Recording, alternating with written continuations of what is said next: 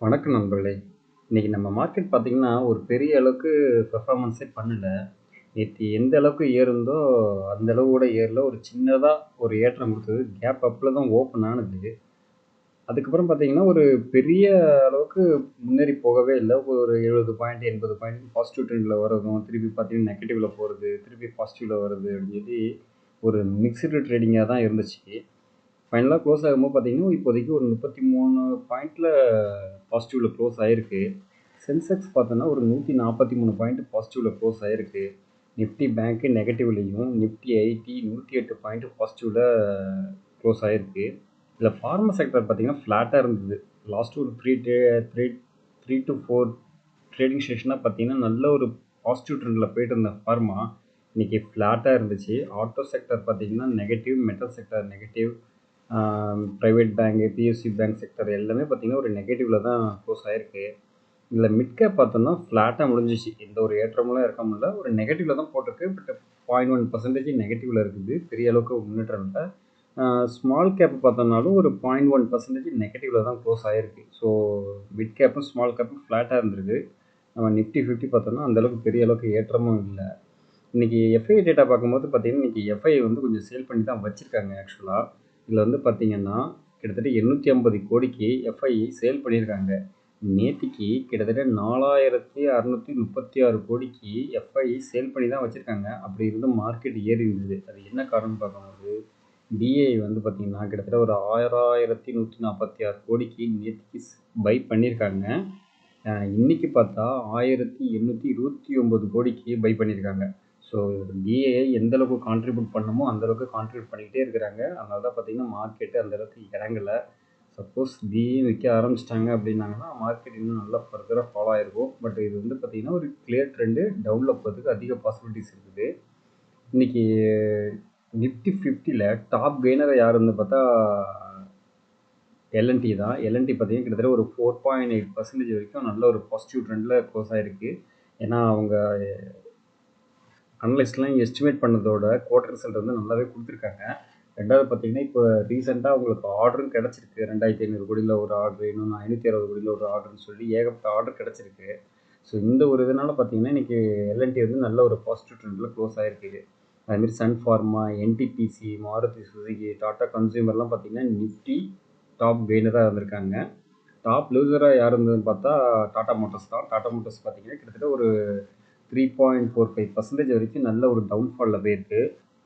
அடுத்தது Hero Motor Corp, Power Grid, Bajaj Auto, Eternal எல்லாம் பார்த்தீங்கன்னா ஒரு டவுன்ஃபாலில் போயிருக்கு. இன்னைக்கு டாடா மோட்டார்ஸ் ஏன் டவுனில் போயிருக்கு அப்படிங்கிறது பார்க்கும்போது பார்த்தோம்னு வச்சுங்களேன், அவங்க வந்து பார்த்தீங்கன்னா இத்தாலியில் வந்து ஒரு EV company sorry commercial vehicle company வந்து பார்த்தீங்கன்னா அவங்க சேல் பண்ண போகிறாங்க. அதை வந்து அக்விசிஷன் பண்ணலான்னு ஒரு பிளானிங்கில் இருக்கிறாங்க. கிட்டத்தட்ட ஒரு 27% ஸ்டாக்ஸை வந்து வாங்கலாம் அப்படிங்கிற மாதிரி பிளான் பண்ணியிருக்காங்க. இதோட மதிப்பு வந்து பார்த்தீங்கன்னா கிட்டத்தட்ட ஒரு $1.6 பில்லியன் அப்படின்னு சொல்லியிருக்காங்க. பட் இது வந்து இன்னும் அஃபிஷியலாக டாடா மோட்டார்ஸ்லேருந்து இன்னும் வரல. பட் ஒரு நியூஸ் மட்டும்தான், ஒரு நியூஸ் மாதிரி வந்திருக்கிறது. இந்த நியூஸ்க்கே பார்த்தீங்கன்னா கிட்டத்தட்ட இன்னைக்கு மட்டும் பார்த்தீங்கன்னா ஒரு 3-4% வரைக்கும் நல்ல ஒரு டவுன்ஃபாலு. இன்னைக்கு ஆக்சுவலாக பார்த்தீங்கன்னா 52 வீக் லோவையும் அது டச் பண்ணியிருக்கு. ஸோ அந்த அளவுக்கு பார்த்தீங்கன்னா நல்ல ஒரு இறக்கத்தில் போயிருக்கு டாடா மோட்டார்ஸு. ஸோ டாடா மோட்டார்ஸை கொஞ்சம் வாட்ச் பண்ணிகிட்டே இருங்க. மேபி எனி டைம் ரிவர்சல் ஆகலாம். பட் இப்போதைக்கு கொஞ்சம் டவுன் ட்ரெண்டை பொறுத்து தான் அதிக பாசிபிலிட்டிஸ் இருக்குது. ஏன்னா மார்க்கெட் இப்போ அதிகமாக டவுனில் போயிட்டுருக்கு. ஸோ முடிஞ்ச வரைக்கும் அதை கொஞ்சம் கொஞ்சமாக கன்சிடர் பண்ணிகிட்டே இருங்க. அடுத்ததாக யூஎஸ் மார்க்கெட் பார்க்கும்போது பார்த்தீங்கன்னா இப்போதைக்கு கொஞ்சம் ஃப்ளாட்டாக தான் போயிட்டுருக்கு. நாஸ்டாக் பார்த்தீங்கன்னா 88 point, SNP 500 13 point, tau Jones 28 பாயிண்ட்டுன்னு சொல்லி ஒரு ஃப்ளாட்டான இது தான். இல்லை நாஸ்டாக் மட்டும் நல்ல ஒரு பாசிட்டிவில் போகுது. பட் டவ் ஜோன்ஸும் எஸ்என்பி 500 கொஞ்சம் இதில் தான் போயிட்டுருக்கு. யூரோப்பியன் மார்க்கெட் பார்க்கும்போது பார்த்தீங்கன்னா ஒரு 55 பாயிண்ட்டு டேக்ஸும், எஃப்டிஎஸ்சி சிஎஸ்சிலாம் பார்த்தீங்கன்னா ஃப்ளாட்டாக இருக்குது. இல்லை ஏஷியன் மார்க்கெட்டு பார்த்தா ஜப்பான் நிக்கி ஒரு 19 பாயிண்ட் நெகட்டிவ், ஹாங்செங்கு ஒரு 347 point negative, Taiwan 211 point negative அப்படின்னு போயிருக்கு. நம்ம மார்க்கெட்டும் பார்த்தீங்கன்னா ஒரு ஃப்ளாட்டான இதில் தான் முடிஞ்சிருக்கு. நாளைக்கு பார்த்தீங்கன்னா மார்க்கெட்டு மோஸ்ட்லி நெகட்டிவ்ல ஓப்பன் ஆகிறதுக்கு அதிக பாசிபிலிட்டிஸ் இருக்குது. இப்போதைக்கு பார்த்தீங்கன்னா சிங்கப்பூர் நிஃப்டி 50 27,700 அப்படிங்கிற ரேஞ்சில் தான் போயிட்டுருக்கு. அது என்ன காரணம்னு பார்க்கும்போது பார்த்தீங்கன்னா ட்ரம்ப் வந்து பார்த்தீங்கன்னா டேரிஃபு போட்டுட்டார் அவர். நம்ம இந்தியா மேலே 25% வரைக்கும் போட்டிருக்கிறதா அனௌன்ஸ்மெண்ட் பண்ணியிருக்காங்க. வித்து பெனால்ட்டியோட வேற சொல்லியிருக்காங்க. அது எதுக்கு பெனால்ட்டின்னு பார்க்கும்போது, நம்ம ரஷ்யாட்ட வந்து பார்த்தீங்கன்னா, டிஃபென்ஸ் இதுலேயும், ஆயில்லையும் அதிகமாக கான்ட்ரிபியூட் பண்ணுறோம். ஸோ அந்த ஒரு இதனால பார்த்தீங்கன்னா, உங்களுக்கு வந்து பெனால்ட்டி போடுறோம் அப்படிங்கிற மாதிரி சொல்லியிருக்காங்க. இந்த பெனால்ட்டி எவ்வளவுங்கிறது அது இன்னும் அஃபிஷியலாக ஒன்றும் சொல்லல. இது எஃபெக்டிவ் வந்து பார்த்தீங்கன்னா, ஆகஸ்ட் 1 அப்படிங்கிற மாதிரி கன்ஃபார்ம் பண்ணிட்டாங்க. ஸோ இதில் வந்து பார்த்தீங்கன்னா, இது ஒரு பெரிய ட்ராபேக்காக இப்போதைக்கு போயிருக்கு. ஸோ இந்த இதனால பார்த்தீங்கன்னா, மார்க்கெட்டு இன்னொரு 2, 3 நாளைக்கு கீழே இறங்கிறதுக்கு அதிக பாசிபிலிட்டிஸ் இருக்குது. அந்த மாதிரி தான் இப்போ போயிட்டுருக்கு. இது நம்ம இந்தியன் மட்டும் இல்லை, பிலிப்பைன்ஸு பார்த்தா ஒரு 19%க்கும், சவுத் கொரியாவுக்கு 25%, மலேசியாவுக்கு 25%ன்னு சொல்லி அதையும் கன்ஃபார்மாக அஃபிஷியலாக ஒரு அனௌன்ஸ்மெண்ட் பண்ணிட்டாங்க. இந்த இதனால் பார்த்தீங்கன்னா மற்ற ட்ரேட் டீல், அதாவது இப்போதைக்கு பார்த்தீங்கன்னா இந்த ஒரு இது மட்டும்தான் சொல்லியிருக்காங்க. எந்த மாதிரி ப்ராடக்ட்டுக்கெல்லாம் பண்ண போகிறாங்க அப்படின்னு பார்க்கும்போது பார்த்தீங்கன்னா, மினரல் மினரல் ஃபியூல்ஸ் அண்ட் ஆயிலுக்கு, precious stone, boiler machinery, electrical மிஷினரின்னு சொல்லி இந்த ஐட்டத்துக்கு மட்டும் இப்போதைக்கு சொல்லியிருக்காங்க. பட்டு ஃபார்மாவுக்கு இன்னும் அஃபிஷியலாக எதுவுமே ஒன்றும் சொல்லலை. அது வந்து பார்த்தீங்கன்னா மேபி அனதர் 1 or 2 மந்த்துக்கு அப்புறம் வர மாதிரி தான் வரும் அப்படிங்கிற மாதிரி தான் சொல்லியிருக்காங்க. ஸோ இது வந்து பார்த்தீங்கன்னா, இந்தியா என் நண்பன், இந்தியா என் நண்பன் அப்படின்னு சொல்லி ஒரு நியூஸ் வச்சு இது பண்ணிட்டு ஓட்டிகிட்டு இருந்தாப்புல. இப்போ கடைசியில் பார்த்தீங்கன்னா வச்சு டேரிஃபை போட்டு தள்ளிட்டாரு. ஸோ மார்க்கெட் நாளைக்கு எப்படி இருந்தாலும் இறங்கிறதுக்கு பாசிபிலிட்டிஸ் இருக்குது. ஸோ லார்ஜ் கேப் ஸ்டாக்ஸ்லாம் நல்லாவே இறங்கும். இந்த டைமில் கொஞ்சம் அக்குமுலேட் பண்ணுறதுக்கு பாருங்கள். இன்றைக்கி பவர் கிரிட் பார்த்தீங்கன்னா ஆல்மோஸ்ட் ஒரு 2 to 3% வரைக்கும் நல்ல ஒரு டவுன்ஃபாலில் போயிருக்கு. ரிசல்ட் வந்து பார்த்திங்கன்னா ஒரு ஆவரேஜான ரிசல்ட்டு தான் கொடுத்துருக்காங்க. பெரிய அளவுக்கு இல்லை. அந்த ஒரு இதனால என்னென்னா, அவங்க அனலைஸ் சொன்ன எஸ்டிமேட் வந்து பீட் பண்ணல அப்படிங்கிறதுனால போட்டு அடித்து இறக்கி விட்ருக்காங்க. அதான் ரீசன், மற்றபடி வேறு எதுவும் இல்லை. இன்றைக்கி கோல்டு ரேட்டு பார்க்கும்போது பார்த்திங்கன்னா ஒரு ₹60 ஏறி இருக்குது. கிட்டத்தட்ட இப்போதைக்கு 9210 அப்படிங்கிற ரேஞ்சில் இருக்குது. 22 கேரட் கோல்டு. 24 கேரட் கோல்டு 10,048 அப்படிங்கிற ரேஞ்சில் இருக்குது. கோல்டு இறங்கும்னு சொல்லிட்டு இருந்தாங்க. பட் ஆனால் இறங்கல, திருப்பி பவுன்ஸ் பேக் ஆகி மேலே தான் ஏற போயிட்டுருக்கு. ஸோ முடிஞ்ச வரைக்கும் கோல்டுலேயும் கொஞ்சம் கன்சிடர் பண்ணிக்கிட்டே இருங்க. அதுமாரி பார்த்தீங்கன்னா சில்வர் பார்த்தீங்கன்னா ஒரு ₹117 அப்படிங்கிற ரேஞ்சில் இருக்குது. முடிஞ்ச வரைக்கும் அதையும் கொஞ்சம் கன்சிடர் பண்ணுங்கள், ஃபிசிக்கலாகவோ டிஜிட்டலாகவோ. அடுத்ததாக இந்திய ரூபாயின் மதிப்பு யூஎஸ்டிக்கு ஈக்குவலாக, அதாவது அமெரிக்க டாலராக பார்க்கும்போது பார்த்தீங்கன்னா இப்போதைக்கு 87.45 அப்படிங்கிற ரேஞ்சில் இருக்குது. பிஃபோராக பார்த்தீங்கன்னா 83, 84 ரேஞ்சில் இருந்தது. இப்போ ஸ்லோவாக ஸ்டெடியாக கொஞ்சம் கொஞ்சமாக ஏறிட்டே போகுது. அதுமாரி டாலர் இண்டெக்ஸும் பார்த்தீங்கன்னா இன்றைக்கி 99, 40 சம்திங் அதில் பார்த்துருந்தாங்க. ஸோ டாலர் இண்டெக்ஸும் கொஞ்சம் கொஞ்சமாக ஏற ஆரம்பிக்குது. இன்றைக்கி அமெரிக்காவில் ஃபெட் மீட்டிங் வேறு நடக்க போகுது. அது ரேட் கட் இருக்கா இல்லையாங்கிறது இன்றைக்கி நைட்டு தெரியும். ஸோ அதுக்கேற்ற மாதிரி மார்க்கெட் வந்து ரியாக்ஷன் நடக்கிறதுக்கு பாசிபிலிட்டிஸ் இருக்குது. ஸோ என்ன மாதிரி நடக்குதுங்கிறத நம்ம வாட்ச் பண்ணிகிட்டே இருப்போம்.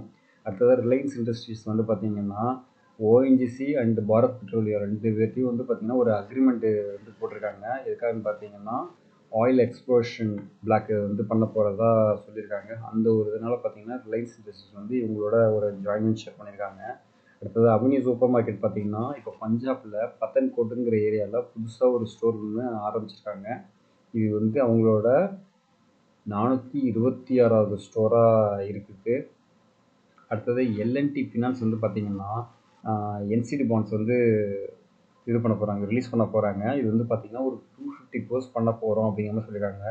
இதில் என்னென்னா ஐடென்டிஃபைடு இன்வெஸ்டர்ஸ் அவங்களுக்கு மட்டும்தான் கொடுக்க போகிறாங்க. அதாவது ப்ரைவேட் பிளேஸ்மெண்ட் மட்டும்தான் கொடுக்க போகிறாங்க. நார்மலாக நம்மளை மாதிரி உள்ள ரீட்டைலர்ஸ்லாம் பண்ண போகிறதா அந்த மாதிரி சொல்லலை.